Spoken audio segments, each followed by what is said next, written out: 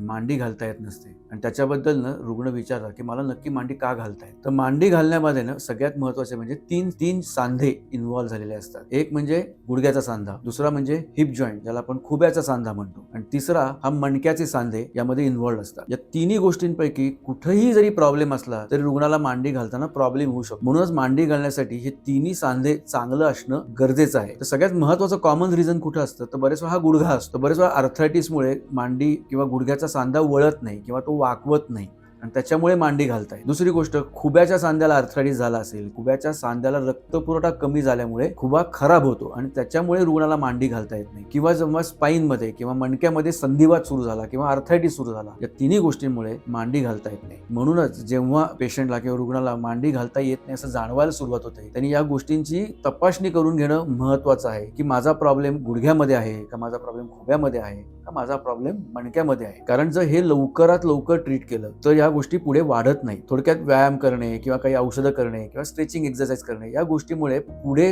लागणाऱ्या गोष्टी आपण टाळू शकतो. पण हीच गोष्ट जर पुढे ऍडव्हान्स झाली, जर एखादी गोष्ट खुब्याच्या संधिवातामुळे असेल तर खुब्याचं सांधेरोपण करणं किंवा खुब्यासाठी ज्याला आपण FAI म्हणतो यासाठी दुर्बिणीद्वारे आपल्याला ट्रीटमेंट देता येते, ज्याच्यामुळे आपल्याला परत पूर्वीसारखी मांडी घालता येते. थोडक्यात एखाद्या वेळेस आपल्याला मांडी घालता येत नाही असं लवकर जाणवायला लागलं तर तज्ञ डॉक्टरला भेटणं हे नितांत गरजेचं आहे.